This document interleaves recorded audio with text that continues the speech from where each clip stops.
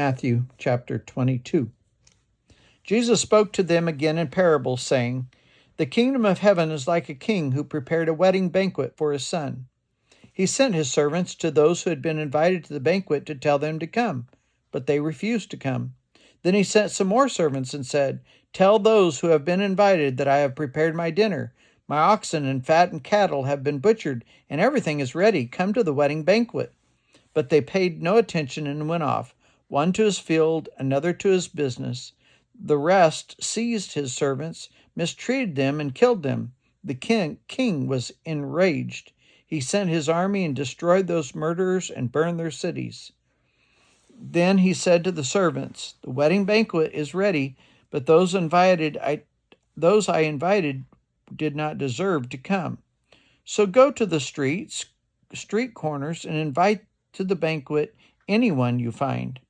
So the servants went out into the streets and gathered all the people they could find, the bad as well as the good, and the wedding hall was filled with guests.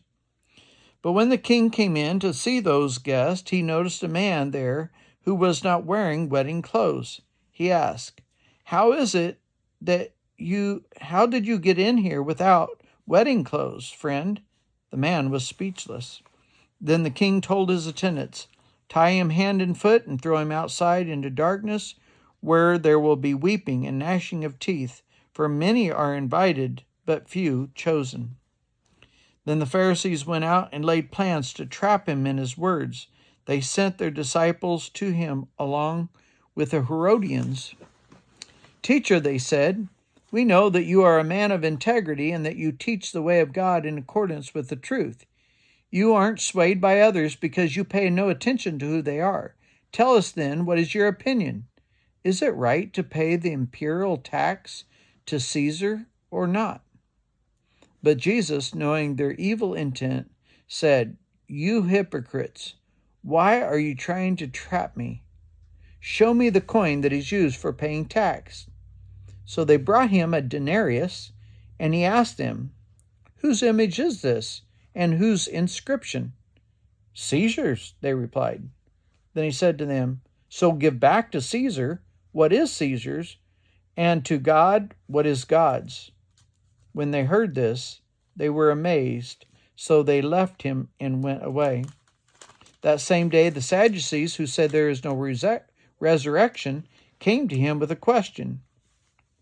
"Teacher," they said, "Moses told us that if a man dies without having children, his brother must marry the widow and raise up offspring to him. Now there were 7 brothers among us. The first one married and died, and since he had no children, he left his wife to his brother. The same thing happened to the second and the third brother, right down to the 7th. Finally, the woman died. Now then, at the resurrection, whose wife will she be of the 7, since all of them were married to her?" Jesus replied, "You are in error because you do not know the Scriptures or the power of God. At the resurrection, people will neither marry nor be given in marriage. They will be like the angels in heaven. But about the resurrection of the dead, have you not read what God said to you? 'I am the God of Abraham, the God of Isaac, and the God of Jacob.' He is not a God of the dead, but of the living." When the crowds heard this, they were astonished at his teaching. Hearing that Jesus had silenced the Sadducees, the Pharisees got together. One of them, an expert of the law, tested him with this question, "Teacher, which is the great commandment in the law?" Jesus replied, "Love the Lord your God with all your heart, with all your soul, and with all your mind. This is the first and greatest commandment, and the second is like it. Love your neighbor as yourself. All the law and the prophets hang on these 2 commandments." While the Pharisees were gathering together, Jesus asked them, "Why do you talk about the Messiah?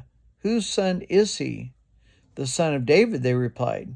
He said to them, "How is it that David, speaking by the Spirit, calls him Lord? For he says, 'The Lord says to my Lord, sit at my right hand until I put your enemies under your feet.' If then David calls them Lord, how can he be his son?" no one could say a word in reply. From that day on, no one dared ask him any questions.